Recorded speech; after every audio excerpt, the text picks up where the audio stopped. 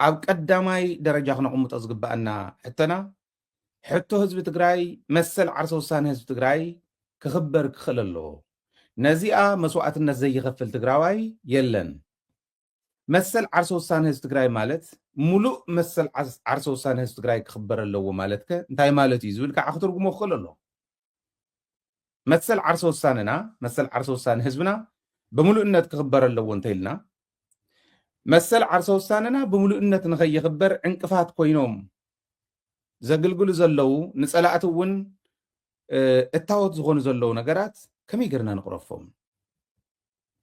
እቲ ዋና ህዝብና ክመሃሮ ዘለዎ ክርድቕ ዘለዎ እዚ እዩ። ኣነ ዝመስለኒ እዚ እዩ። ካብዚ ተበጊሰ ናይ መጀመርያ ነጥበይ ከቕርብ ከለኹ ቅድሚ እቲ ነጥቢ ምቕራበይ ናተይ ስጋኣት ክነግረኩም። ናተይ ስጋኣት ናይ ግለይ ሕወሓት ከየፍርሱልና ህዝቢ ትግራይ ከየፍርሱልና መኸተና ከይዕንቅፉልና እንዲና እቶም ምስ ጸላእቲ ወጊኖም እዮም ዝበልናዮም ምስ ጸላእቲ ከም ዝወገኑ ምስ ጸላእቲ ዝወገንሉ መንገዲ ግልፂ ጌርና ርኢና እዚኦም ምስ ጸላእቲ ዝወገኑ እዮም ጊዶፉ ኢልና ለሚና ኣሰላልፋኹም ኣስተኻኽሉ ኢልና ለሚና ኣብዮምና እዮም ኢልና ኦረዲ ገጢምና ሳቶም እውን ክጸንሑ ከመዓራርዩ ኣተሓሳስቦኦም ናብ ምዑሪ ናብቲ ህዝባዊ መንገድ ደምፅዮም ቃልሶም ከሳልጡ ኣይደለዩ ናታቶም ድላይ ወይ ንሕና ወይ ሞት እያ እዚኣ ነይራ ብርግፅ ክግበር ዝነበሮ ክስራሕ ዝነበረ ነገር ነይሩ ዶ ብመሪሕነት ደረጃ ብዙሕ ክንብል ንኽእል ኢና ቀዲሙ ብስሩቲ ኩነታት ናብቲ ሕዚ ኣቲናያ ዝኔና እንተይበፅሐኒ ሃለዎ እውን ክስራሕ ዝነበረ ነገር ነይሩ ዶ ይነበረን ዝብል ክንሪኦ ንኽእል ኢና ኣልዒልና ክንማጎት ክንከራኸር ንኽእል ኢና ነገር ግን ገጢምና ኣሎም እቶም ካብቲ ናይ ህዝቢ መስመር ዝወፁ ኦረዲ ወፂኦም ለቂቖም ክኸዱ ኮይኑ ማለት እዩ ኦኬ ድሕሪቶም ዝተረፉ እቶም ሕዚ ዝመርሑ ዘለው እንታይ እቲ ትፅቢትና ካብዞም ተሪፎም ዘለው ትፅቢትና እንታይ እዩ ካብቶም ሕዚ ዝመርሑ ዘለው ትፅቢትና እንታይ እዩ ህዝቢ ትግራይን ሕወሓትን ውድብ ሕወሓትን ካልኦት ውድባትናን ውድባትና ውዳበታትና ህዝብና ዓድና ብግቡእ መንገዲ ከሳግሩ እዩ ስለዚ ዓቕምታት ትግራይ ደገን ውሽጥን ዘሎ ዓቕሚ ተጠቂሞም ናይ ትግራይ ሕቶታት ናይ ምግቢ ሕቶ ናይ ካሊእ ሕቶ ናይ ካሊእ ናይ ፀጥታ ሕቶ እዚ ብምልኡ መሊሶም ኣመሊሶም ዓቕሚ ትግራይ ተጠቂሞም ከሳግሩ እዩ እዚ ይገብሩ ደለው ዝብል ንሕተት ኣይገበሩን ስለዚ ካብዚኦም ተላዒለ ኣነ እቶም ሎማዓንቲ ዘቕርበልኩም ኣብነታት ብደንቢ ጌርና ብኣብነት እንዳደገፍኩ ብመርትዖ እንዳደገፍኩ ክምጉት እየ ርግፀኛ እየ ከምዚ ክብል ከለኹ ሽመይ ምፍራጅ ጀሚሮም እንድዮም ሽመይ ምፅላም ጀሚሮም እዮም እቲ ዓብዪ ውድቀት ዝኾኖም 3 ግዜ ወዲቖምሉ መይሶም ራብዓይ ሕዚ ዘልዕልዎ ዘለው ነገር ሃይለ ኮነ ደደቢት ብዝኾነ ይኹን ናይ ክራይ ኣከብቲ መንገዲ ክፍረጅ ስለዘይኽእል ከሲሮም እዮም ብዙሕ ሓደ ግዜ ከባቢ ኢሎም ከባቢ የኳስ ክፈልጥዎ ይከኣሉ ገለገሊኦም ናብ ዓደርቃይ ከባቢ እዩ ዝውለድ ናብ ኣልዋሃ ከባቢ እዩ ዝውለድ እንዳበሉ እውን ከይዶም እዮም ተተወለድ ኩሉ ከባቢ እውን ይፈልጥዎን ከባቢያውነት ንዓይ ስለዘይነኽኣኒ ምስ ከባቢ ከተሓዙ ምስ እከለ ኢሎም ምስ ግለሰባት ከተሓዙ ሞኪሮም ኣይኮነሎምን ሃይለ ህዝባዊ እዩ ካብ ጫፍ ናብ ጫፍ ትግራይ እንተሃልያትን ገንዘብ እውን ኢንቨስት ዝገብረላ ካብ ጫፍ ናብ ጫፍ ትግራይ እያ እንተሃልያትን ዓቕሚ እውን ዝቃለሰላ ካብ ጫፍ ናብ ጫፍ ትግራይ እያ ኣደ ትግራይ እያ ኣደይ ኢለ ዝኣምን ስለ ዝኾንኩ ኣይኮነሎምን ብሕወሓትነት ፈርጆም ምስ ሕዚ ከዓ ሕወሓቲና ባህልቲ ባዕሎም ቶም መራሕቲ እምበርቲ ህዝቢ ኣይኮነን ሕወሓቲና ባህልቲ ንዓይ ሞይሶም ብካሊእ ሞይሶም በብቡ ይርኡ ኢሉ ዝብልዎ ዘለው ሰምዑ ኣለኹ ኣየዋፀኩምን ብዙሕ ነገር መኪሮም እዮም ሕዚ እውን ክፍርጁ እዮም ከምዚ ክብል ከለኹ ግን ኣነ ህዝበይ ዝሳገረሉ መንገዲ እናልዓልኩ ከም ምቅላስ ፍጹም ንድሕሪት ዝመልሰኒ ሓይሊ የለን ንምንታይ መሲልኩም ሃይለ ኮነ ደደቢት ኣብ ዝኾነ ይኹን ሓይሊ ዲፔንድ ዝገበረ ኣይኮነን ዲፔንድ እንተገይሩ እንተሓቲቱ ሓገዝ እንተሓቲቱ እቲ ሚድያ ንህዝቡ እዩ ከምታብ ቀዳማይ ዝገበርና ረኸብና እንዳ እምበር انت زي حاتيتون هزبي أبقل سبات يكون أو ودابات يكون بتكالات يكون أو ودبات تنتلتل هيوت نيرو يفلتن يبلون سلازي كم دللاينا هزمنا يقود قالو إلنا نقالس نصح ስለዝኾነ ሕዝቡን ብናጽነት ህዝበይ ክሳገር የዝደሊ ኣደ ትግራይ ክትነብዕ ክረአ ይደልን ኣቦ ትግራይ ክሳቀ ክረአ ይደልን መንእሰይ ይኹን ህፃን ትግራይ ተስፋ ክስእን ክሪኦ ይደልን ነዚኣ ክቃለስ እየ ኣብዚኣ ዘለኹ ብኻፍቱ ፀላእቲ ኣብ ልዕሊና ዝሕደርዎ ተጽዕኖ ካብቲ ኣብ ልዕሊና ዝፈጸምዎ ጀኖሳይድ ንዕኡ ንምክልኻል ኢልና መስሪትናዮ ብተወሳኺ ግን ኣብ ውሽጥና ዘሎ ፀገም ክንቀርፈሉ ኢልና ኢና ንኸድ ዘለናና በዘይ ተስግኡ ክብለኩም ደልየ ሕዚ ናብቲ ዋና ነጥበይ ክመፅእ ኣነ እምነተይ ጥርጣረይ ብስሩ ፈተውቲ መሲሎም ሕወሓት ንኸፍርሱ ፈተውቲ መሲሎም ህዝቢ ትግራይ ንኽብትኑ ተልእኾ ዘለዎም ኣብ ሕወሓት ውሽጢ ዘለው ዶ ይመስለኩም ሕቶ እዩ ከይትድንግፁ ኣይትደንግፁ ኣይትፈርጁ ብዘይረኣኹሞ ኣይትሓስቡ ዘይረኣኹሞ ብጥርጣረ ሃይለ ከምዚ እዩ ደደቢት ከምዚ ኢልኩም ኣይትኺዱ ኣይዋፀኩምን ፈራሰ ስለ ዝኾነ ክትነዓቑ ኢኹም ፅባሕ ንጎ ናተይ ጥርጣረ በካይዶኦም በፈፃፅሞኦም ናይ ሕወሓት መራሕቲ ሕዚ ካብቶም ብግልፂ ኸዲዖምና ነታ ውድብ እውን ብግልፂ ኸዲዖማ ነቲ ህዝቢ እውን ብግልፂ ኸዲዖሞ ነታ ዓዲ እውን ነታ መሬት ነታሪምና ብግልፂ ኸዲዖማ ምስ ፀላእቲ ዝተሰለፉ ዘይተናኣሰ ንህዝቢ ትግራይ ናብ ውድቀት ይዳርግዎ ኣለዉ ስለዚ ተልእኾ ዲ ዘለዎም ኣይ ዓቕሚ እዩ ዘይብሎም እምበር ዝብል ኣነ ይቅበሎን ዓቕሚ እንድሕር ዘይብሎም ዓቕሚ ዘለዎም ክትክኡ ናይ ግድን ስለ ዝኾነ ዓለም ሰብ ዓቕሚ እዮም ዝመርሕዋ ሃገራት ዓለም ሰብ ዓቕሚ እዮም ዝመርሕዋ ዓቕሚ ዘይብሎም ክመፁ ከለዉ ዲዛስተር ኢኹም ትርእዩ ከምቲ ንሕና ንሪኦ ዘለና ስለዚ ብግልፂ እየ ሕዚ እውን ክምጉተኩም ብስም ምፍራሕ ዝበሃለ ባሃይለ ኣይተፈጠረን ፈተውቱ መሲልኩም ውድብ ህዝባዊት ውድብ ህዝቢ ትግራይ ክትወድቕ እንተበለት ምርኩስ እንዳሃበ ክትሓርር ክትፅውልግ እንተበለት ማይ እንዳስተየ እንዳኮስኮሰ ናብዛ ደረጃ እዚኣ ዘብፅሓ ውድብ ኮነ ኢሎም ፈተውቱ መሲሎም ይፍርስዋ ኣለዉ ዝብል እምነት ኣለኒ ዓቕሚ እንድሕር ዘይብሎም ይቀየሩ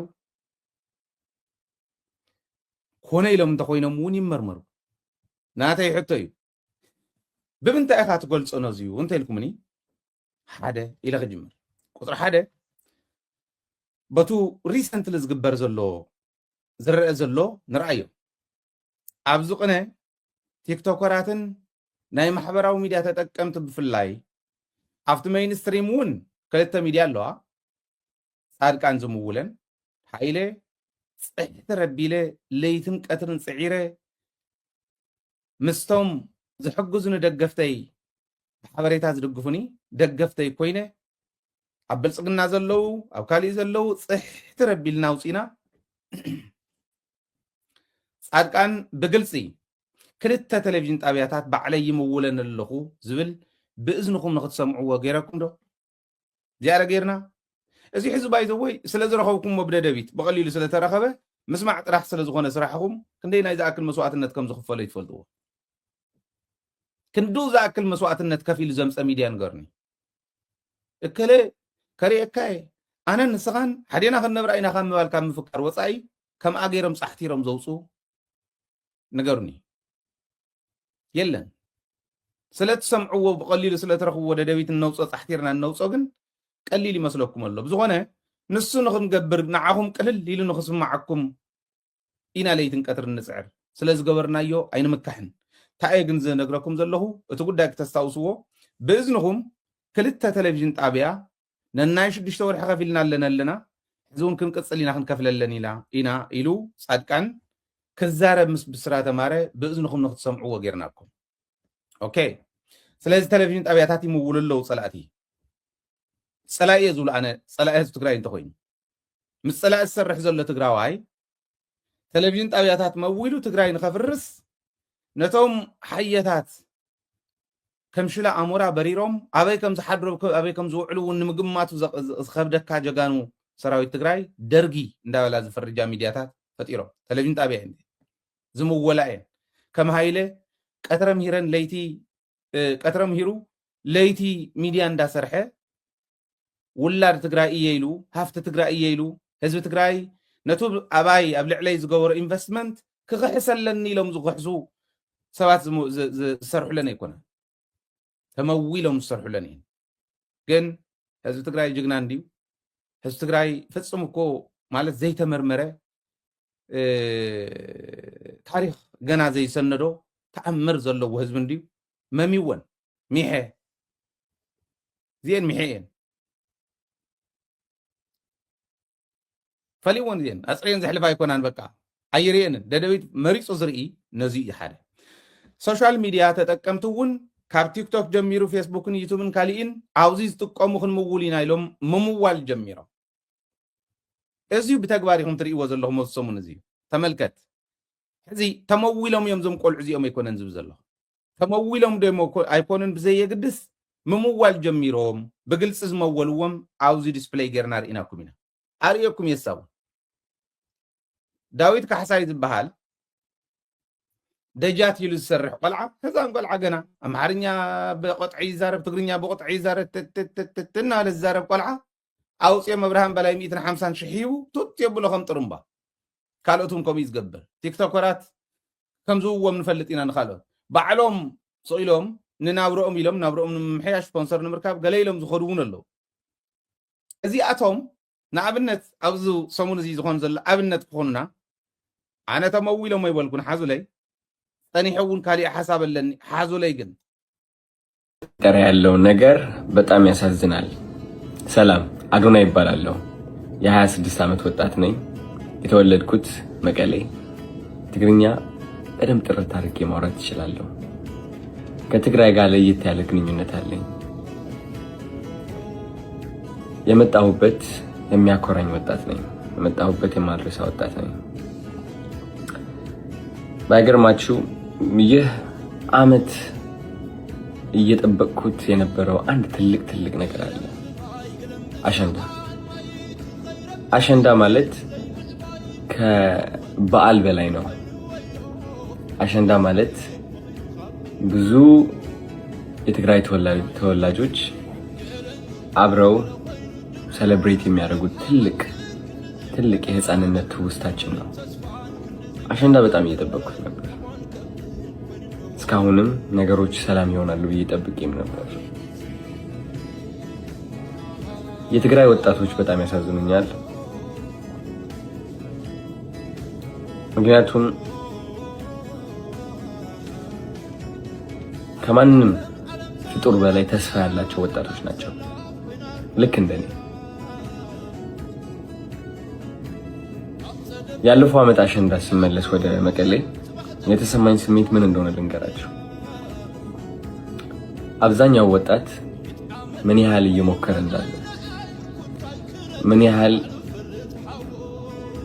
በእግዚአብሔር እየተማመነ እንዳለ ነው ያስተዋልኩት።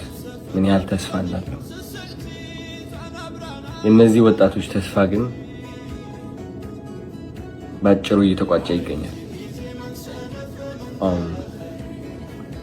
ብዙዎቻችሁ ሰምታችሁ ይሆናል አሁን እየተፈጠረ ያለው ነገር ትግራይ ውስጥ። በጣም አዝኛለሁ። አሸንዳ አንድ ወር ቀርቶት እኔ የጠበቅኩት ትግራይን ከፍ ማድረግ አለብኝ፣ ወጣቱን ማነቃቃት አለብኝ ነበር። ግን በዚህ ሰዓት እንደዚህ አይነት ነገር ያጋጥመኛል ብዬ አላሰብኩኝም። ከብዶኛል ለራሴ። እነዚህ ወጣቶች ያለቻቸው ጥቂት ተስፋ ይዘው ለመጓዝ እየሞከሩ እያለ አሁን እየተፈጠረ ያለው ነገር ግን ተስፋቸውን በአጠቃላይ የሚቋጭ ነው። ውጊያ የእነዚህ ወጣቶች ጠላት ነው።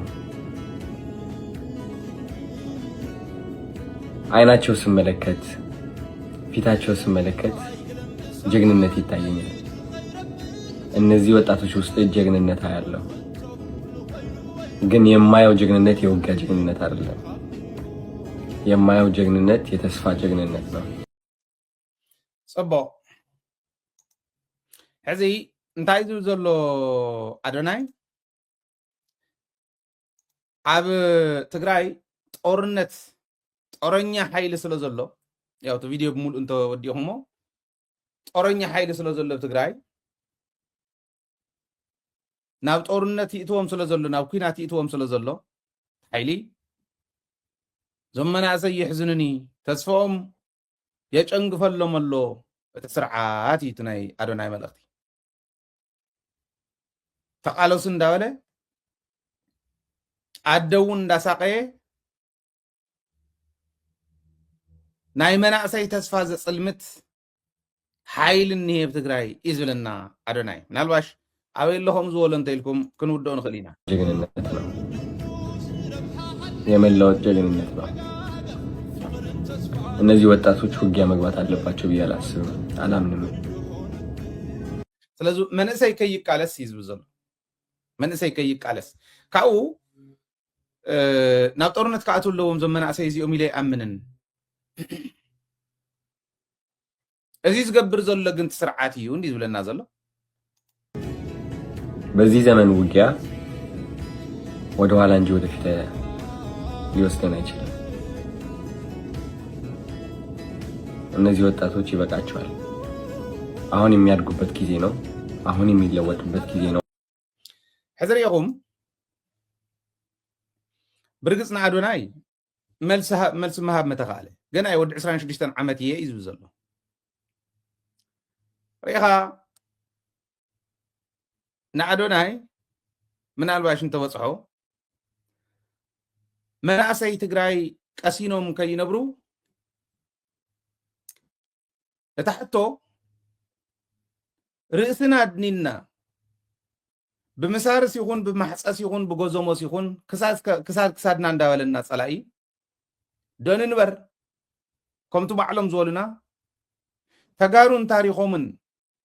ትሕቲ መሬት ክነስፍሮም ኢና ኢሎምና እዮም ከምኡ ደንኹን ትሕቲ መሬት ደስፍሩና ምስ ታሪኽናስ ተቃሊስና እንተነዓሰ ተቃሊስና ስዒርና ከም ተጋሩ ህልውናና ንቕፅል እዩ ትሕቶ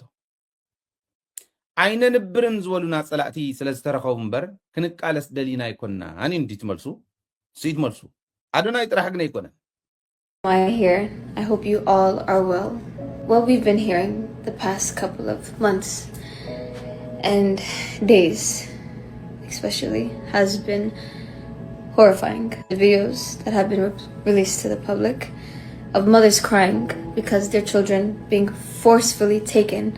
to an upcoming war. That is terrible. That is sad. That is... I can't put a word to it. Why can't our brothers and sisters have a choice to live?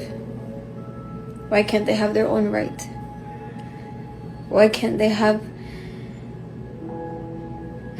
a life like any of us here, our brothers and sisters here? ዚያውን ዜማ ትባሃል ዜማውን ከም ኣዶናይ ንኣዲስ ኣበባ ትመላለስ ናይ ባዕላ ፕሮፋይል ኣብ ሕልና ኢትዮጵያውያን ክትሃነፅ እትምኩር መንእሰያ ሕጂ ነዞም መናእሰይ እዚኦምን ካልኦት ቲክቶከራትን ኣይወቕሶምን ኣነ ማለት ርዲኢቶም ምንም ክንዲ ፅንቃቕ ተኣክል ርዲኢት የብሎም ነፍቲ ኩነታት ንሶም ሰላም ንምንታይ ስቂሉ ናብ ኩናት ዝብል ሕወሓትሲ መንግስቲ ትግራይ ንምንታይ ናብ ኩናት ዝብል እዞም መናእሰይ እዚኦም ተሓዝትብሎ ዝነበረት እንግሊዝኛ እውን ስለ ዝኾነ ኣደታት ክበኽያ ርኢና ዝሰሙን ደቀን ናብ ኩናት ይእትውለን ስለ ዘለው ከምቲ ንሕና ኣብ ኣሜሪካ ይኹን ኣብ ካሊእ ይኹን ኣዲስ ኣበባ ይኹን ብሰላም ንነብር ዘለና ብሰላም ናይ ምንባር መሰሎም ዘይሕለወሎም እያ ትብለና ዘላ ዜማ እውን እዚኣ ትብለና ዘላ ብሰላም ናይ ምንባር መሰሎም ዝጠሓሰ መን እዩ ብልፅግና መንእሰይ ትግራይ ከይነብር ኣደ ትግራይ ከም ትነብዕ ኣደ ትግራይ ደቃ ከም ዝቕተልዋ ኣቦ ትግራይ ገዝኡ ከም ዝቃፀሎ ስድርኡ ከም ዝፈርሶ ህዝቢ ትግራይ ከም ህዝቢ ትሕቲ መሬት ከም ዝሰፍር ክዛረቡ ከለው ታሪክ ንሱ ይፈልጥዎን እዚዩ እዚ ሕዘብ ልዕልና ዝኸይድ ዘሎ ሓድሽ ኣይኮነን ሻምናይ ጀነሳይድ እዩ የዲት ጉዲት ክትመጽእ ከላ 800 ገለን ዓመተ ምህረት ተጋሪ ኣጥፊያ ኣሕመድ ግራኝ ክመጽእ ከለኹም እዩ ዘርኣይ ያዕቆብ ክልዓል ከለኹም እዩ በዓል ደጃቱ ብየ ክጎዩ ከለኹም እዩ በዓል ምኒልክ ክሰርሕዎ ከለኹም እዩ በዓል ሃይለ ስላሴ ክሰርሕዎ ከለኹም እዩ በዓል ደርጊ ክሰርሕዎ ከለኹም እዩ እዚ ናይ ሕዚ ደርጊ እውን ክሰርሑ ከለኹም እዩ እንታይ ከምኡ ገይርዎ እቲ መንእሰይና ትግራዋይ ዝበሃል ኣብ ዓለም ከይነብር ለይትን ቀትርን ዝሰርሕ ፀላኢ ከም ዘለዎ ንክፈልጥ እንተዝግበር ነይሩ ንቑሕ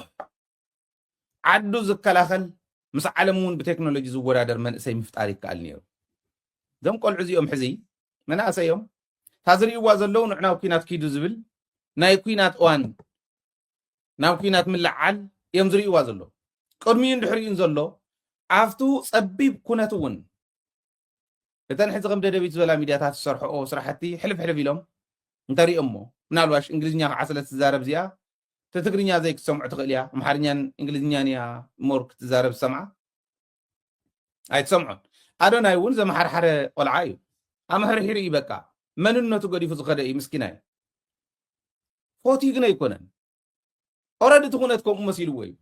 ከረድእ ዝኽእል ንመንእሰይ ቴክኖሎጂ እውን እተኣታትዩ ንመንእሰይ ቴክኖሎጂ ዘምህር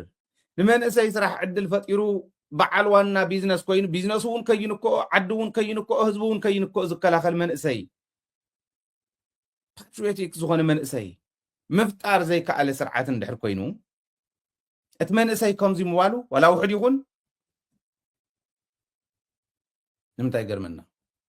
ትክክል እዩ ቦታ ሓደ ገፅ መናእሰይ ኣለዉ ንኣብነት ንኣዶናይ ዝመለሰሉ መንእሰይ ርአ አዶናይ አዶናይ አዶናይ አዶናይ አዶናይ የትግርኛ ተናጋሪ ነኝ። በቃ እኔ በአማርኛ ልመልስልህ ነው። ለማንኛውም ማለት የሚመልስልህ ይኖራሉ፣ ግን በትንሽም ቢሆን አንተን ልመልስልህ ነው ባወራኸው ቋንቋ ማለት ነው።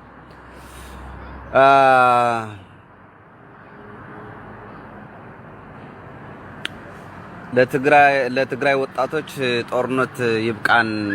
ጦርነት አንፈልግም ምናምን የሚል እና በትግራይ በኩል ያለው መንግስት ወይም ደግሞ የትግራይ ህዝብ ጦርነት እንደሚፈልግ አርገህ የፌደራል መንግስት ተልኮ ያለው ኮንቴክስት ተጠቅመህ ያወራኸው በጣም ይገርመኛል። ልንገርህ፣ የትግራይ ህዝብ ሆነ የትግራይ መንግስት ጦርነት አይፈልግም። ይሄን እወቅ። እኔ ያወቁህ ድሮ የሆነ በሚሊዮኖች ብር አውጥተህ እዛ ወደ አብይ ሄደህ ስታስረክብ ያኔ ነው ተስፋ የቆረጥኩልህ። አንተ ማለት ዝም ብለህ አንተ ፈሪ እንደሆንክና ለህዝብ ማጠቅም ሰው መሆንህን ያኔ ነው ያወቅኩህ። የትግራይ እናት በድሮን ስትደበደብ ዝም ያለው የትግራይ መንግስት ሰላም ስለፈለገ ነው እንጂ ጦርነት ስለፈለገ አይደለም። እስካሁን 3 ዓመት ሙሉ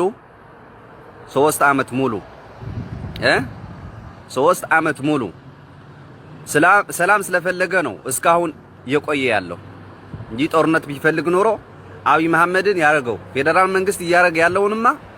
አንተ አልተናገርክም።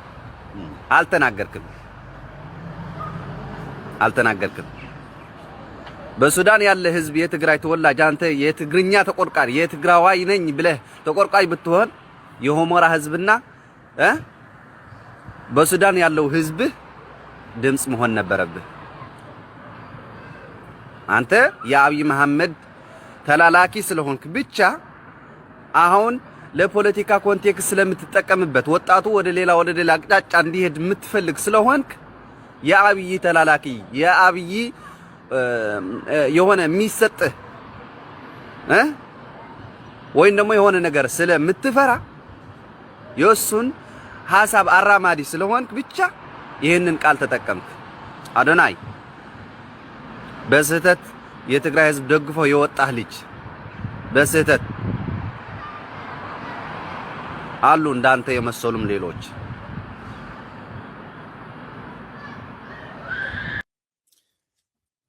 በቂ ነው እኹል እዩ ሕዚ ዝመንእሰይ ዝተረዲእዎ ለት ኩነታት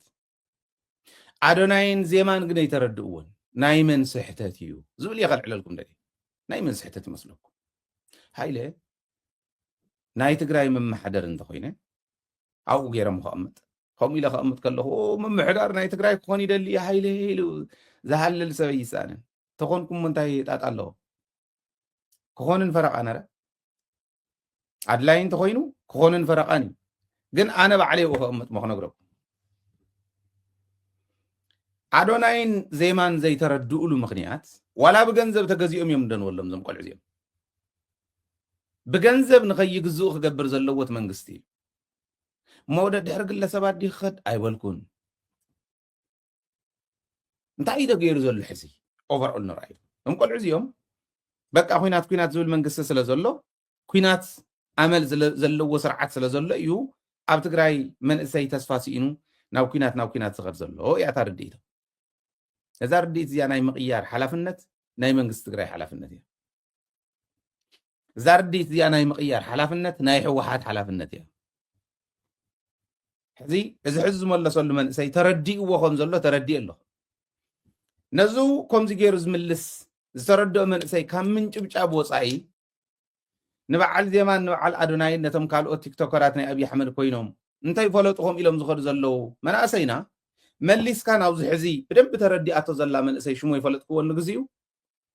ናብዚ ናይ ምምላስ ሓላፍነት ናይ መንግስቲ ኢሉ ዝሓስብ መንግስቲ ኣለና ደይብልና ወይስ ብሌም እዩ ዝገብር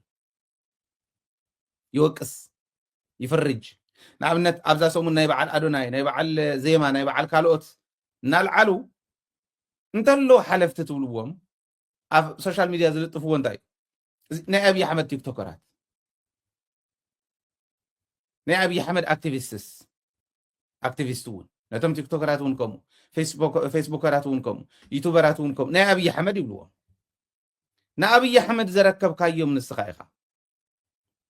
ምክንያቱ ኣብይ ኣሕመድ ከምዘይ ይገዝኦም ጌርካ እንተተሃንፆም ዋላ ተቅድሚ ሕዚ ይተነፆ ሕዚ ንነግረካ ደለና እንታይ ኢና ንብል ዘለና ኣብ ሚድያ ንስራሕ ደይለኣነ ክንደይ ግዜ ለሚነ ብግሊ እውን የልኢ ከሎም ባይዘወይ ነጊረኩም እየ ትማሊ ብግሊ ንመራሕቲ ትግራይ ይምልከቶም ኢሉ ዝብሎም ኣብ ሚድያን ዲፕሎማስን ትወድቁ ኣለኹ ሎሚ 21 ክፍለ ዘመን እዩ ኣብ 21 ክፍለ ዘመን ከም መበል 20 ክፍለ ዘመን ከም መበል 19 ክፍለ ዘመን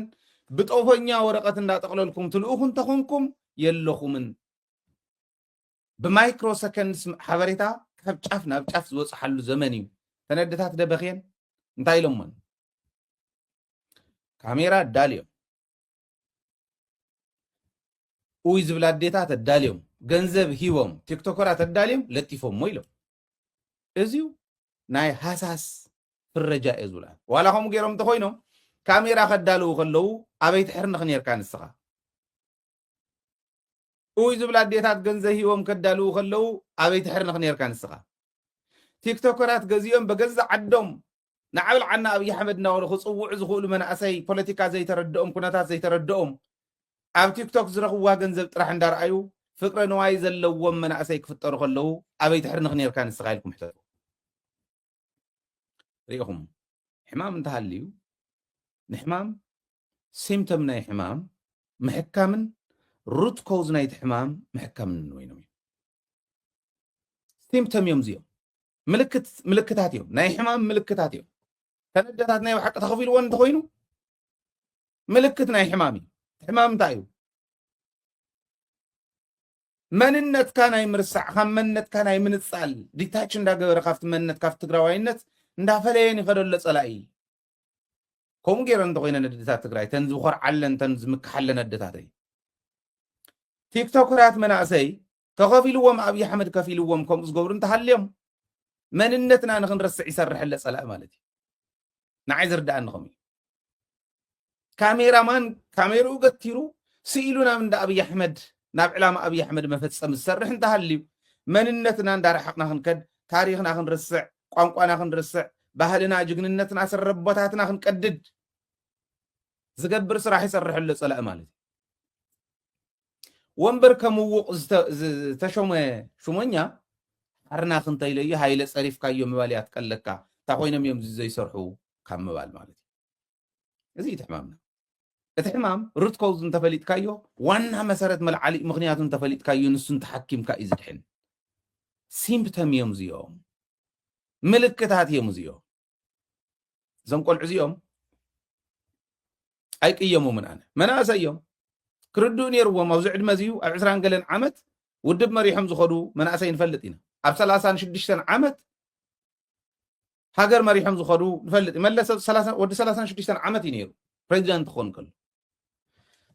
ናይ ቡርኪና ፋሶ ፕሬዚደንት ኢብራሂም ትሮሬ ወዲ 35 ኮይኑ እዩ እታ ሃገር ተረኪብዋ ወዲ 38 ኮይኑ ልሕዚ እታ ሃገር ከመይ ገይሩ ይቕይራ ከም ዘሎ ራእይዎ መናእሰይ እዮም እዚኦም መንእሰይና ናብኡ ናይ ምውሳድ ኩነት ግን ፈጣሪ ዝዓደሎ ተለይሉ ይርድኦ ፈጣሪ ዘይዓደሎ ኩነታት በቃ ፍቅሪ ገንዘብ እናታለሎ በዓል ጻድቃን እኳ ስልጣን እታሊልዎም ቀይመት እታሊልዎም መኡ ወፂሖም ናይ መን እዩ ጥፍኣት ዝብል ንርአዮ ባህል እያ ጥፍኣት ንዓይ ዝረአየኒ ናይ ህወሓት እዩ ናይ መንግስቲ ትግራይ ህወሓት ይወቅሰሉ ሃይለ እንታይ እዩ ኮይኑ ህወሓት ይወቅሰሉ ክወቅሳን ፈረቃን ተደቂሰ ሓርናኺት እናወልኩ ይኾን ምንም ጥርጥር የብሉ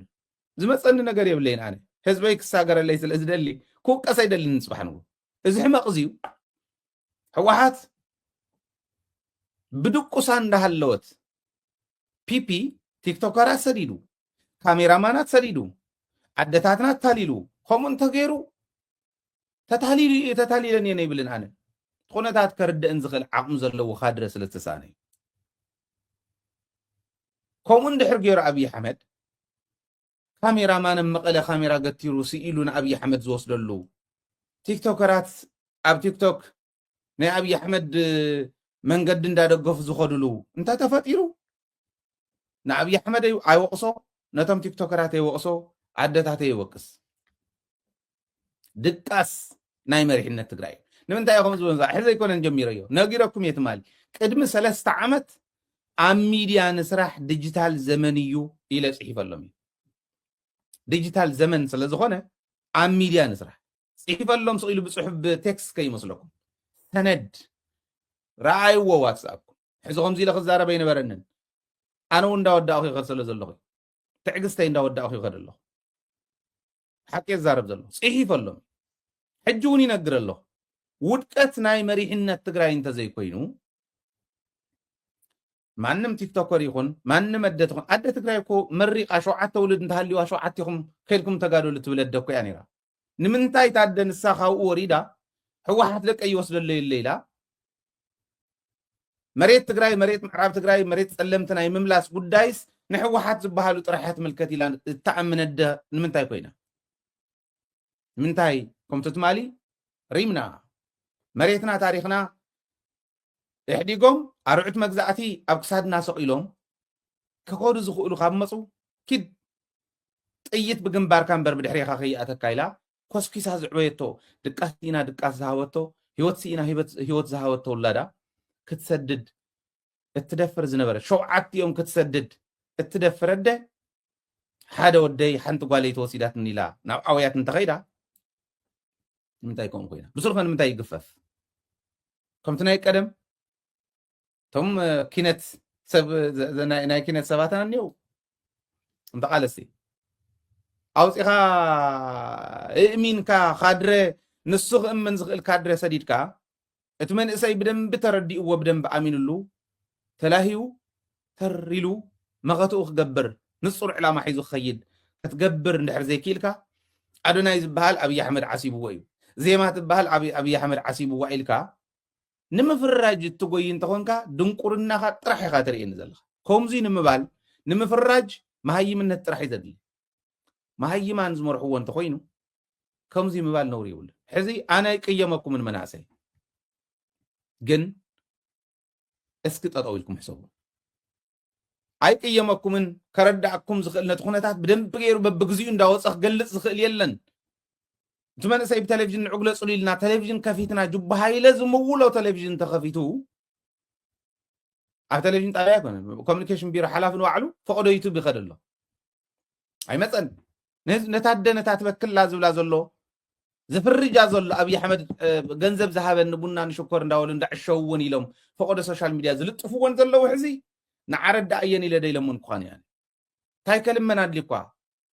ደደቢት እዚኣ መዓልቲ ሓዙልና ምባል ኮያ ተለሚንኩም ይትመፁን ይትረፍደኹም ክትብሉ ስለዚ ኣይረዳእኸያን እቲ ካድረ እውን ብሕኸኸን ንኽሓከካ ዝመፀ ካድረ ስለ ዝኾነ መብዛሕትኡ ክእምነ ይኽእልን ስለቶም ከም ዝበሉ ካድረታት ዘለውዎ ጣብያ ዘለውዎ ወረዳ ኣደ ዘይተረዳእ ኮይና እውይ እንተበለት ዝተሓዘላ ኣይኮነን ኣረዳ እያ ደደቢት ቴሌቭዥን ዘይኸፍት የለን ንዓረዳ እያ እቲ ኣጀንዳ እኮ እቲ መኸተ እኮ ቁኑዕ መኸተ እኮ እዩ መሬትና እኮ ኢና ተጓሒልና ኒና 40 ገለን ፐርሰንት መሬት 40 ገለን ፐርሰንት መሬትና ተጓሒልና ኣለና እዚኣ ክነምልስ ኢና ኣብዙ ተፈናቐልትና ይሞቱና እኒው ንዕኦም ናብ መረበቶም ክንመልሶም ኢና ድሕሪኡ ሙሉእ መሰል ዓርሰ ውሳነ ህዝቢ ትግራይ ክነኽብር ኢና ድሕሪ ሕዚ ናተባልዓላይ ንነብርን ኢንዲፐንደንስ ኤንድ ፍሪደም የድልየና እዩ ክልቲኦም ክንተግብር ኢና እዚ ኢሉ ንፁር ዕላማ ነጊርዋ እንታይ ማለት እዩ ኢንዲፐንደንስ ማለት ሃገርነት እንታይ ማለት እዩ ሃገርና ምውናን ንምንታይ የድልዩና እንታይ ከኢና ንጥቀም ናፅነት የድልየና እዩ ክንብል ከለና እንታይ ኢና ስኢና እንታይ ኢና ክንጥቀም ዝብል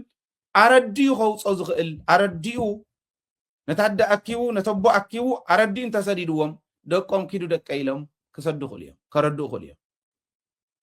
እዚ ዘይገበርካስ ነደኽ ትፍርጅ ነደኽ ተፅልም ኣነ ይፅልማን እቲ ጉዳይ ዋላ ትክክል ተዘይኮነ እቶም ዝኸዱ ዘለዉ ንምንታይ ምዃኖም ንፈልጥ ኢና ግን ብከምኡ ክኸደ ይነበረን ምኻድ ትክክል እዩ ምቅላስ ትክክል እዩ ምክንያቱ ቦቶም ዝገለፅክዎም ምክንያታት ነገር ግን እተን ዘይተረድአ ነደታት ተረድአን እምበር ከምኡ ጌርካ ኣይኮነን እቶም ዘይተረድኦም ቲክቶከራት እውን ረዲእካ ትመልሶም እምበር ከምኡ ጌርካ ኣይኮነን ቅድሚ ሕዚ ኢለኩም ነይረ ብፀለመ ዝምለስ ነገር የለን ሕወሓት ኣባላታ ኮይኖም ዕድመ ንእስነቶም ሙሉእ ኣብ ሕወሓታውነት ኣብ ደደቢታውነት ማለት ታ በረኻ ደደቢት ከይዶም ሓባሪ ጥይት ዝተኮሱላ መዓልቲ ትዕላማ እንዲ ኣብቲ ዕላማ ንሱ ተደራዲሩ ዝፈልጥ የለን ግን ህዝቢ ትግራይ ሕወሓትነት እንታይ ማለት ምዃኑ ናፅነት ማለት እንታይ ማለት ምዃኑ ቃልሲ ማለት እንታይ ማለት ምዃኑ ምርዳእ ኣብይዋ ሕወሓት ብልፅግና ካፍቲን ተኣኻኺብካ ከም ሳንጣ ልማኖ ከም እንጀራ ልማኖ ሕውስውስ ዝበለ ነገር ተኣኪቡ ኣዲስ ኣበባ ህይወት ዘመኖም ሙሉእ ንሕወሓትነት ዝቃለሱ ዝነበሩ እንዳሕደገ ክወስደላ ከሎ ደቂሳ ግደፉ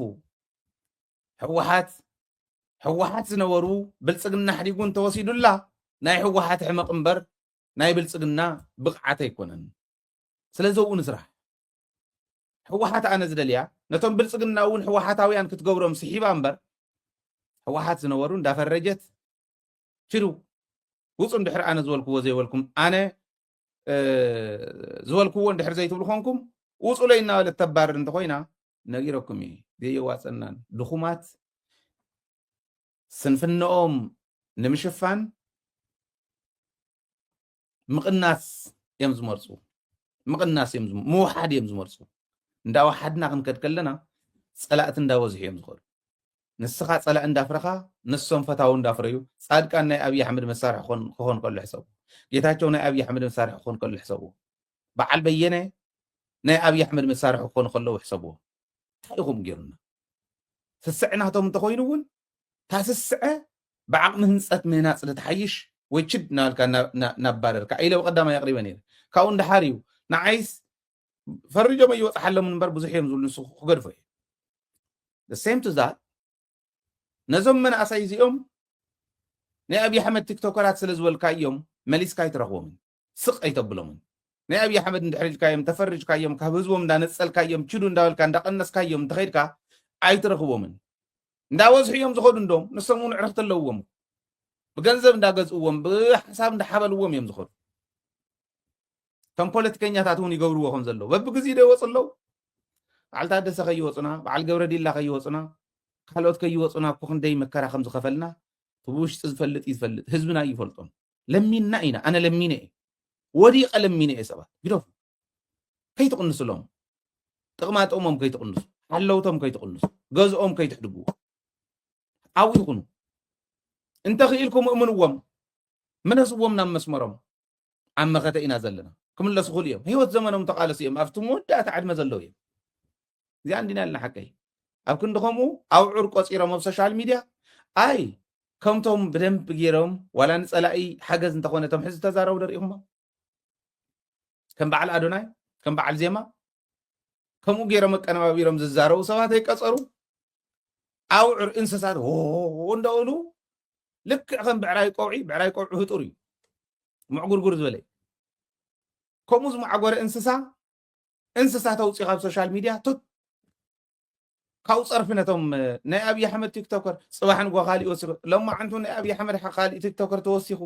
እንዳሸጥካዮም ኢኻ ትኸድ ዘለኻ ስለዚ ቲክቶከራትና ይኹኑ ኣብ ካሊእ ማሕበራዊ ሚድያ ዝሰርሑ ይኹኑ ሚድያታትና ይኹኑ ፖለቲከኛታትና ይኹኑ ዘኺዶም ዘሎ ዘባረሮም ዘሎ ምሕርናኽ ናይ ፀላእቲ እዩ ፎቶኻ ፀላእኻ ውሓጥ ድቃስ ናይ ፎቶውቲ እዩ ሶሪ ምሕርናኽ ናይ መራሕቲ እዩ ድቃስ ናይ መራሕቲ ሓርነኽቲ ዝበልክዎም ካብ መጀመርያ እውን እዩ ሓደ እከለ ይብለኩምን ሓደ ፅሒፈሉ ትማሊ ኣንታ ግደፉ ኣብ ሚድያ ነው ዲፕሎማስን ዘለኩም ርድኢትን ዘለኩም ኣተሓዛን ከፅድፈኩም እዩ ክተፅድፉና ኢኹም ሒዝኩምና ክትፀድፉ እዮም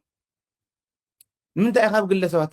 ማለት ንዓይ ትመልስኹም ኢሉ ክንሰርሕ ኢና ወይ የበለ ወይ ከመይ ገርና ንስራሕ ሓግዘና ይበለ ታይልንስ ኣብ ግለሰባት ተትኩር ንምንታይ ኢኻ ኢልኒ ኣንታ ወዲ ኣነ ግለሰባት ኣይትኮርኩም ሃይለ ይቃለሰ ዘለኹ ሽንጠይ ማዓንጣይ ሸጥ ኣቢለ ይቃለሰ ዘለኹ ንሃይለ ብልፅግና ክገዝኦ ይኽእልን ንሃይለ ሕወሓት እውን ክትገዝኦ ይትኽእልን ህልውና ህዝቢ ትግራይ እዩ ዝገዝኣኒ ንሃይ ሕወሓት ክተጠፍእ ከላ ኣፍንጫ ብሓሳብ ንብልፅግና ከዓ ገቲረ ወጢረ ይቃለሰ ዘሎ ምስ ብልፅግና ዝሰመረ እውንቶም ዝምለሱ ክመልስ እንተደልየ ብስልከይ ኣብዚኣ እውን ብዘቕርባ ይምኩር እየ ናይ ሃይለ ቃልሲ ከምዚ ርትዓዊ ቃልሲ ፍትሓዊ ቃልሲ እዩ ናይ ሃይለ ቃልሲ ስልታዊ እውን እዩ ስኢሉ ዓንጀፍጀፍ እንዳበልኮ ይከደን ደቂስኩም ኢኹም ሚድያን ዲፕሎማስን እንተወዲቕኩም ኣሸበር ትኽእልዎም እዮም ኣብ ቀረባ እንታይ በለ ሃይለ በሉ ብድቃሶም ብሕመቆም ኣይኮነ ብካሊእ ማለት ሕቡብ ኣሸበር ስለ ዝኾነ ኣይኮነን ብድቃሶም ምክንያት ኣሸበር ትኽእልዎም እዩ ሃይለ እንታይ በለ በሉ እዚ ተፅሒፈሉስ ኣብ ግለሰባት ትኪርካ ኢሉ እንታይ ኢለ ትኪረ ንተወልደ ደጊፍካ ንዓለም ደጊፍካ ንፈትለ ወርቂ ፀሪፍካ እያ ኣብ ዓድዋ እውን ንኸንቲባ ደጊፍካ ኢሉ 4 ነገር ኣቕሪብለ ልቢ በል ህዝቢ ትግራይ ግዲ የብልኩምን ሃይለ ክፍርጁ ከፅልሙ በል ክብል እዮም ሓደ ቃል ዝኣትወልኩም ነገር ክህሉ እዩ ሃይለ ናብ ንብልፅግና ዝድግፍ ሓንቲ ቃል ካብ ምዝራብ እዚ ገዲፈ ቶታሊ ቃልሲ ገዲፈ ኣለኹ ኢለ ጨሪሐ ምኻድ ይሕሸኒ ፍፁም ዘይግበር ነገር እንተሃለወ እዚ ዝብልዎ ዘለዉ ሰምዑ ስለ ዘለኹ እዩ ህዝበይ ግን ይኣምነኒ ህዝበይ እውን ይኣምን እየ እዚዩ ኣጀንዳ ኮነ ይኽእልን ተመልከት ተወልደ ኢለ ኣይልዓልኩና ተወልደ ንምንታይ ተኣስርዎ ንምንታይ ትፈትሕዎ ንምንታይ ከም ዝገብርዎ እውን ኣይብልን ተዝእሰር ነይሩ እውን ተወልደ ኣልኢሎሞ ካብ ኢንተሊጀንስ ኣነ ዝበልኩ ብዛዕባ ኢንተሊጀንስ ኣብ ሶሻል ሚድያ እሞ ዓንጋራት ኮይ ኣብ ሶሻል ሚድያ ይዝረብን ኣነ ታ ኢንተሊጀንስ በታ ዝፈልጣ ልክዕ የገምጊመ ኢንተሊጀንስ ብኢንተሊጀንስ ይስራሕ ሚስጥር እንዲዩ ሚስጥር ዓዲ ድሕንነት ዓዲ እንዲዩ ድሕንነት ዓድስ ድሕንነትና በዚ ተቐልዐ እዩ በዚ ገርኩም እተው እንዳበልካ ኣብ ሶሻል ሚድያ ኣይዝረብን ስለ ድሕንነት ተራ ቆልዑ ተራ ኩታሩ በተሓሳስባ ኣብ ሶሻል ሚድያ እንስሳ ዝመስሉ ወፂኦም ክንዲዚ ግዜ ኣተወ ክንዲዚ ግዜ ወፀ ዝብል ጋሃትፍ ኣየድልዩናን ግደፉ እንተበዲሉ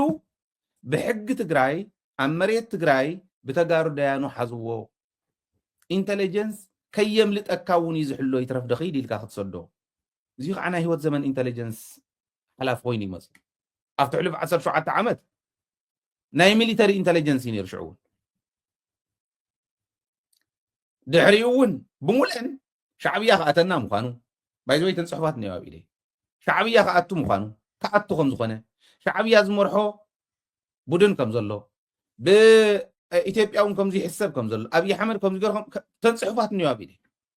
እዚ ዝፀሓፈ ኢንተለጀንስ ዝሰርሕ ዝነበረ ሰብ እዩ ሕዚ እውን ኢንተለጀንስ ኮይኑ ነቲ መኸተ ደቑዕ ዓቢልና ንፀላእትና ኣብዚ ንክንበፅሕ ኣስተዋፅኦ ዝገበረ ሰብ እዩ ብግለ ሰብነቱ ኣይብድልን የብል እንተበዲሉ ይተሓዝ ይእሰር ተሓታትነት ንሕና ኮምፕሮማይዝ ንገብርን ኢለ እንታይ ግን ኢለ ኣብ መሬት ትግራይ ብሕጊ ትግራይ ብተጋሩ ዳያኑ ይተሓተት እንድሕር በዲሉ ሓዝዎ ስለ ኢንተለጀንስ ቢሮ ግን ከምዚ እዩ ከምዚ እንታይ ኢልኩም በታ ሓንቲ ፕሪንሲፕል 85 ዝበልክዋ ከኣቱና እዩ 85% ናይ ትግራይ ቅሉዕ መንገዲ ተርእይዎም ኣለኹም ንፀላእቲ ከኣቱና እዮም ኣይግበርን እየ ኢለ እዚኣስ ግለሰብ ኣቢላት ንዓለም ኢሉ ዘልዓለ እየ ዘልዕል ዘለኹ ሕዚ እውን ግለሰብ ኣይኮነን ዘልዕል ዘለኹ ዘልዓለለይ እነግረኩም ዘለኹ ጌጋ ምዃኖም ዘንሰዋት እዚኦም እምነተይ ክነግረኩም ህወሓት ሰብ የለን ክትብል እንተኮይና ሕጂ እውን ካብ ዓለም ንላዕሊ የለን ኣብቲ ህወሓት ሰብ የለን ኣብ ትግራይ ይበልኩም ኣብ ህወሓት ውሽጢ ፖለቲካ ህወሓት ፖለቲካ ይወደግ ፖለቲካ ኢትዮጵያ ፖለቲካ ዝርዳእ ምሕደራ ዝርዳእ ብቑዕ መራሒ እንተሃልይዎም ሪሌቲቭሊ ዓለም እዩ እምነተይ ዝዛረበካ ዘሎ ሃይለ እየ ንዓመጉተኒ መዲብኩሞም ኩሕዚ ካቢኔ ተመዲቦም ብሙልኣ በፂሕዋ ኣለስካ ሕዚ ኣኼባ ኣኪቡ ኦሪንቴሽን ሂቡ ከመይ ከም ዝመርሕ ነጊሩ ጀሚሩ ዘለኩ ዓለም እዩ ካልእ ኣይኮነን ግን ኣነ ዝታት የልዓልኩ ነር ሕዚ እየ ዘልዕሎ ዘለኹ ክነግሮ ምእንታነት ሰብ እውን ክበፅሖ እስኹም እውን ክትፈልጥዎ እንታይ ይብሉ ከም ዘሎ እንታይ ኢለ ንዓለም ጀሚሮሞ ዝነበሩ ነገር ነይሩ ጌጋ ምዃና ታውድብ ከይትፈርሰኒ ስለ ዝፈርሕ ዓለም ንኣዲስ ኣበባ ከይዲ እዩ እያ ነይራታ ፍረጃ ኣዲስ ኣበባ ከይዲ እዩ ንደብረፅዮን እውን ኣይኽእልን ኣይመርሕን ኢልዎ እዩ እያ ደብረፅዮን እውን ባዕሉ ገምጊሞ እዩ ንዓይ ካብ ስልጣን ክተወርደ እንደሊ ከዓ ኢልዎ እዩ ኣነ እዚአን እውን የልዓልኩን ሕዚ እየ ዘልዕለን ዘለኹ ግን እንታይ የልዒለ በሉ ኣርባዕተ ነገር ንሕወሓት ከፍርሰኣ እየ ተጠንቅቑለን ንኣኸያም ሰዓተው እዩ ከምኡ ከይገብሩ ሞ ታውድብ ከይትፈርሰኒ እየ ኣነስ ከም ዝብል ኣሎ ሓደ ፍረጃ እዩ ፀለመ ምክንያቱ ናይ ፀለመ ኣብነት ስለ ዝረኣኹ ንዕኡ ከም ኢሎም ፈርጆሞ ይኸዱ ስለ ዝረኣኹ ንምንታይ ዓለም ንኣዲስ ኣበባ ክኸድ ከሎስ ምስ ደብረፅዮን ተማኺሮም ይኸይዱ ፈተኹም ፀላኹ ኣነ መርትዖ ኣለኒ ተማኺሮም ጥራሕ ኣይኮነን ከምዚ ይብሉን ኣለዉ ኣነ እንዴ ባዕለይ ጉድ ገባሪ ኣብርሃም በላይ ሰብ ሃፍቲ ኣኪቡ ኣዲስ ኣበባ ንደብረፅዮንን ንመንጀሪኖን ኣይንረኽቦምን ኩናት እዮም ዝብሉ ብስሩ እውን ዝርድኦም ኣይኮኑን ካሊእ ዝርድኦ ሰብ እንተሃልዩ ኪዱ ሰብ ሃፍቲ ትግራይ ንገርዎ ኢሉ ኣብርሃም ይነግሮም ንዓይ ይድውሉለይ ክልተ ሰብ መን ይሕሸና መን ኢና ክነናገር ከምዚ ዝበለ ኦፖርቹኒቲ እኒሄቲ ኩናት ጠጠው ነብለሉ እሞ ንመን ንናገር ይብሉ ኣደመ እንዲ ዝበሃል ንዓለም ኣዛረብዎ ንዓለም ተዘይሓዊሶሞ በሃል ኣነ እየ ያሕይሽ ኢለ እየ ኣብኡ ከዓ ሳቶም እዮም ቶም ኣደመ ዝበሃሉ ዝነበሩ ስለዚ ንዓለም ኣዛርብዎ ዓለም ከዓ ውድቦ ኣዛሪቡ ተማኺሮም ይግበርዎ ንዓለም ኣዛሪቦሞ ንዓለም ኣዛሪቦሞ እንታይ ይሕሸና ከምዚ ይብሉ ኣለዉ ኢልዎ ንደብረፅዮን ይጠቕመና ዶ ክንከዶ ኢልዎ ኪድ ክትከደለካ ይጠቕመና እዩ ከምዚ ይበል በልሞ ከፍ ንበል እሞ ኣጀንዳ ነውፅእ ሊስት ንግበር ኣነ ከይደ ዝዘራረቦ ይብሎ 8 ኣጀንዳ ኣውፅኦም ሰዓታት ከፍ ኢሎም 8 ኣጀንዳ ኣውፅኦም ሓቢሮም ዓለም ከይዱ ኣስካይላይት ሆቴል ይዓሪፉ ነብርሃም ጥራሕ ረኺቡ ተመሊሱ ኣብታ ሆቴል እንዳሃለወ ግን ንመን ሰዲዶምሉ ፈልጦም ይኣነ እንተዘቃልዖም ግለሰብ ኢልካ ከዓ ክትብሉን ኢኹም ከቃልዖም ክልየ ነቲ ሳባቡ ዝበሃል ሌባ ሰዲዶምሉ ንዓለም ብስልኪ መፀካ ኣለኹ እዎ ከምዚ እኮ እዩ ደብረፅዮን ከምዚ እኮ እዩ ገለመለ እንዳበለ ክልቲኦም ተዛሪቦም ዓለም እውን ከምኡ ክብለ ይነበረ ፖለቲከኛ ኮይኑ ክፀንዕ ነይርዎ ማለት ክዛረበ ይነበረን ብዛዕባ ደብረፅዮን ንሳባዊ ስለ ዝረኸቦ ሳባዊ ምስ ዓለም ንክራኸብ ከዓ ዝገበሮ ኣብ ውሽጦም ዘሎ ሰብ እዩ ሕዚ እውን ክዛረብ ክእል ነይረ እየ እከለ ክብል ክእል ነይረ እከለ ኢልካ ከይትብል ንጥራሕ እምበር ድሓር ሪከርድ ገይሩ እቲ ሳባዊ ናብ በዓል ደብረፅዮን ይሰዳ ኦረዲ ተሰደደ ስለ ዝኾነ ንሳይ ሒዙ ዓለም በፂሑ ምስ ተመለሰ እውን እንተይተረፈት ሪፖርት ይገብረሉ ኣቅርባና ማእኸላይ ኮሚቴ ይብሎ ዘየቅረባ ኣብ ቴብል ከፍ ኣቢልዋ ስቕ ይብል ደብረፅዮን ነገር ተሓሲቡ ስለ ዝነበረ እምበር ተማኺሮም እዮም ከይዱ ንምንታይ ይጠላለሙ ስለዚ ከይዲና አዲስ አበባ በልጽጉ እዩ ኢልካ ንዓለም ከምኡ ከም ኣነ ደውለሉ እየ ንመጀመርያ ግዜ ንዓለም ዝደወልኩሉ በዚያ ስልኩ ደሊ ዓለም በልጽግካ ዲኻ ኢለ መፈጠረይ ሕወሓት መቕበሪተይ ሕወሓት ተራ ኣባል ኮይነ ናይ ሕወሓት እውን ምኻድ ዝሕሸኒ ካብከም ዝገብር ይብል ብሓቁ እዩ ከዓ ተቃላሳ እዩ ብተግባር ዘመስከረ ሰብ እዩ ድሓርታ ኢለ ሰጊእ ኣነ ክእከቡ ከለዉ ስግኣት ሓዲርኒ እዞም ሰባትስ ሰዲድዎ ከብቅዕ ከሎስ ንዓይ ክተወርደኒ ትሓስብ ኢኻ ዶ ካሊእ ዶ ብስልጣነይ ትመፀኒ ኢኻ ዶ ኢልካ ገምጋም ደሎ እዩ ንምንታይ ነውርደ ኣይኮነን ስግኣት ነይሩኒ ተፈላለዮም ተመቃቂሎም ገለመለ ከዓ ተማሃተውተው ዝብሉ ናይ ሶሻል ሚድያ ውዕር ናታቶም ውዕር ናታቶም እንስሳት ወፂኦም ስኢልካ ጉዲ ነይሩ ድሓር ንዓቶም እውን ገረዊና ወዲ ገረዊና ትርጉም ዘለዎ ኣይኮነን ኣፍኩም ሓዙ ኢለ ሰሪሐ ድሓር ታ ፍረጃ ስለ ዘፍርሓትኒ ሕወሓት 4 ነገር ከውድቕዋ እዮም ቁፅሪ 1 ፍረጃ እዩ ኣብነት ታናይ ኣለም ልዒለ ቁፅሪ 2 ወሲንካ ምእታው እዩ ኢድ ቆፂርካ ተኣቱ ድሕሪኡ ሓሳብ ንኸይንሸራሸር ምግባር ወሲንካ የተኣቱ ወረዲ ወዲእካ የተኣቱ ቁፅሪ 3 ዕስለ ናይ ዕስለ ፍርዲ ኣብ ሶሻል ሚድያ ትፈርዶ ኣብ ማሕበራዊ ሚድያ ሆ ናብ በልካ ውዕርና እንስሳት ናውፀኻ ተፍርዶ ቁፅሪ 4 ገምጋም ኣብ ክንዲ ንህንፀት ንመጠቃቅዒ ምጥቃም እዚአን ከፍሳኤን ሕወሓት ኢለ ሰሪሕ እዚኣታ ናይ ዓለም ክልተ ደልና ንፈትለ ወርቅ ኣልዒለ እያ ትክክል እዩ ፈትለ ወርቅ ብግልፂ እያ ተዛሪባ መረዳእታስ እንደደቢት ንምንታይ ትውዎ ኢላ ደደቢት እኮ ሓጋዚያ እያ እዩ እዚ ሚድያ እዚ ሕወሓት ንክነውፅእ እስካዕ ህይወት መስዋዕትነት ኣነ እውን ሆስፒታል ዝኣተኩሉ እዩ 11 ቻናል ተዓፅወና ሕወሓት ይኹም ተባሂልና እዩ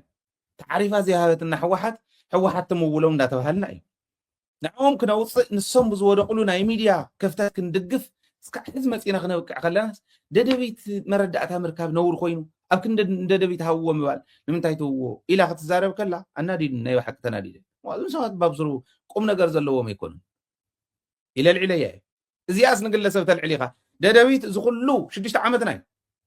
እዚ ኩሉ ነቲ ውድብ ክንከላኸል ነቲ ህዝቢ ክነድሕን በልናልና እናተቃለስና ብርግፀይ ነቋርፆን ሕዚ እውን ማንም ስኢሉ ጀላዕ ወዲ ጀላዕ ስለተዛረበ ሃይለ ምን ትርጉም ዘለዎ ቁም ነገር ዘለዎ ነገር ኢለ ይቆፅሮ ቃልሰይ ተዓጢቀ ዝቃለስ ኣብ ማንም ተመርኪሰ ኣይኮነን ይኣምን ይፈልጥ እንታይ ክገብሩ ከም ዝኽእሉ ዩዝ ኤንድ ስራው ምዃኖም ፈልጥ እየ ዘምፅዎ ነገር የብሎምን ህዝበይ ግን ከሳግሪ ኣይትጠራጠሩ ክንሳገር ኢና ምንም ጥርጥር የብለ ክንሳገር ኢና ሕወሓት ጥራሕ ኣይኮነት ሃይለ እውን ክመርሓ ክእል ትግራይ ሳምባዲ ትግራይ ከሳግር ዝኽእል ዓቕሚ ዘለዎ ሰብ እውን ክመርሓ ትግራይ ይኣምን እየ ኣይጠራጠርን እዚኦም ከምኡ ስለ ዝበሉ እንድሕሪት ዝምለስከ ይመስለኩም ተኣመሎም ትጉዳጉድ እየ ዝናገር ዘሎ ንፈትለ ወርቂ ሓንቲ መዓልቲ ኣልዒልዋ ኢሉስ ኣብ ግለሰብ ትሰርሕ ኣለካ ይብለኒ 6 ዓመት ሙሉእ ለይትን ቀትርን 2-3 ፕሮግራም ብመዓልቲ እንዳሰራሕኹ እዚ ልሒዙ ለይ መፅያ ኣብ ሚድያ ናብ ዲፕሎማሲ እንትወድቁ ኣለኹም እንቱም ሰብ ስርሑ ይረድዑና ኣለው ፀላእቲ ዓቕሚ ዘይብሎም ሓቂ ዘይብሎም መረዳእታ ዘይብሎም ይረድዑና ኣለው ሰብና ይወስዱ ኣለው ህዝብና ነርድእ በብዓቕምና በብዘለና ነርድእ እቲ ሚድያ ተጠቐሙለው ኣብ ክንዲ ዝበልኩ ግለሰብ ትሰርሕ ኣለካ ኢሉ ሓደ ጀልጋድ ክዛረበኒ ሕዚ እውን ጀልጋድ ክዛረበኒ ንድሕሪተ ይመልሰንን ግን ጌጋ ኢኹም ሕዙ ግለሰብ ዝብሎ ዘሎ እዚኣ ኢለ ስለ ዘልዓልኩ ኣይትኽእልን ዓቕሚ የብላን ንሚድያታትና ይብፅሓየን ይተርጉምኦ ኢልካ እቲ ሚድያ እውን ኮሚኒኬሽን ቢሮ ድዩ ናይ ሕወሓት ናይ ሚድያ ክንፊ ድዩ ብደንቢ ተዘራሪቡ ክሰርሕ ኣብ ክንዲ ምግባር ሓንቲ መዓልቲ ሹማ ልዒልዋ ተባሂሉ ኣቱም ሰብ መላእክቲ እውን እኮ ፀሪፎም እታ የቅረበለለይ ሰንስለለይ ኢሉ ተባሂሉ ፀሊኻ እውን ኮ ይኮን ኮ ይረግፈልካ ኮ ካብ መላእክቲ ንላዕሊ ካብ ፃድቃናት ንላዕሊ ካብቶም ቅዱሳን ንላዕሊ ቅዱሳን መሲሎም ዝረኣዩ ሰባት ኮይኖም እዮም ዝርኢኮም እዮም ዝርኢ ዓርሶም ሓንቲ መዓልቲ ስለ ዘለዓለ ሃይለ ገና ጌጋን ተሰሪሖም ብስሮ ይንለቀሙ ተዓጢቕና ንክንቃለስ ድርብ ስረ ክትዕጥቁና እንተዘይኮንኩም እንድሕሪተ ንብለስ ጌታቸው ረዳ ቻናላትና ብምዕፃው ጻድቃን ጌታቸው አብርሃም እዮም ዕፅሙልና ፈልጦ ኢና እቲ ታሪክ 5,000-6,000 ዶላር ከፊልና ጠበቃ ቀፂርና ኢና ፈሊጥና ብጳጳስ እውን ሊሚነ ጌታቸው ነጊረኩም ጌታቸው ከምኡ ገይሩ ስለ ዝዕፀወና ስረይና ዓጢቕና ፕሮፖዛል ፅሒፍካ ናይ ሚድያ ገንዘብ ምሽናፍ كمي غير كم ممصا كم زكال كيلنا سر عتيقنا حوحات سرت عتيقناتو هاجر تعدي تهزبي بقعتكم ورحوه نقبر كتقورنا انت زيكمكم اب كند خنحجزكم كتوقعوا فتزلكم صبق ነገር ክትወስኹ ድጋፍኩም ኮነኩም ሰብ እንዳ ከም ከል እንዳገበርካ እንዳቆረፅካ ምስዳድ እንተኮይኑ ጌጋ እዩ ዝኸይር ሰብ የለን ሃይለ ኢዚ ስኢል ተራ ሰብ ከይመስለኩም አልዒለያ አይተክክል በተቃልሲ አደያ አደ ኮይና በረኻ ሙፃ ክብሪ ዘይማሃብ ንዕኡ ተዛሪበሉ ወረዲ መሊሰ ተዛሪበሉ በታዝ ገበረታ ናይ ዓድዋ ጉዳይ ግን كالموصينا خيدم الله سبات سدم الله وحزي شعدي مصددون حريرنا تخيخنا تزاريبنا ودينا بوزح قداي مسولنا سب سديدهم حزي تيم سديدهم الله كاب مريت كاب حقي كاب قزع لهم كاب صاروا مسلنا سديدهم الله نعدوا اخن مصابكم هنا صنيحكم مصابكم تاخم مسولنا مسودعنا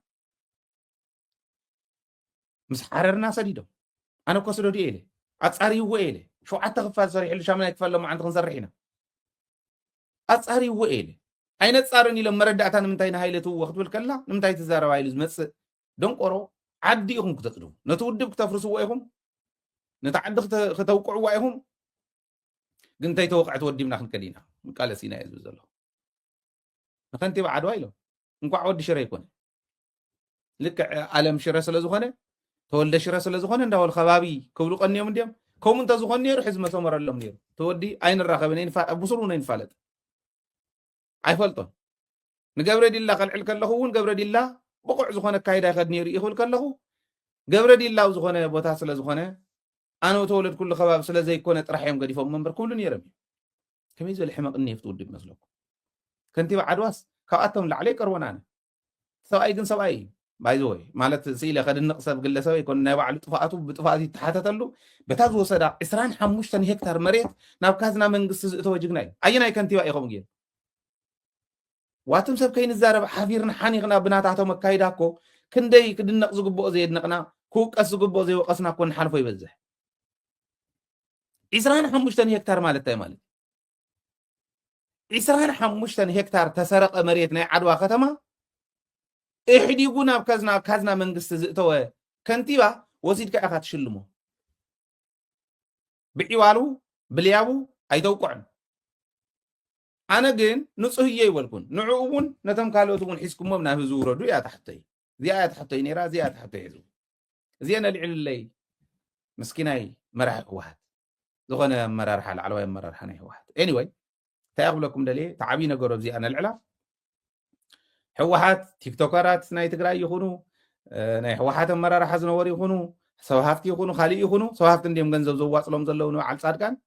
زياتهم كلهم أبناء أبي أحمد أجندة خطو أو نخسله فند حرتا غيره ناي واحد ود كتمبر ناي بلصقنا بقعته يكونن ازيوم أبي أحمد كحرقوم تخيل نحوحات بي خدغا ان تخيلا حوحات دكيسال لا إلى إذا حسب أنا نياتو ما راح وين خاط تخلو ما قص حيزو ريفان دا قرط أخيد راح يكون ما قص حيزو التحساسبا قبر أكد تحساسبا ناي صلاتو دا قرط أخيد يزدل إذا أنت زي غيرهم كأنا قمقمهم نوري يبل قال سيكم زي بلي سيل ترى قال سنك قال زلنا غير مسلكم زيو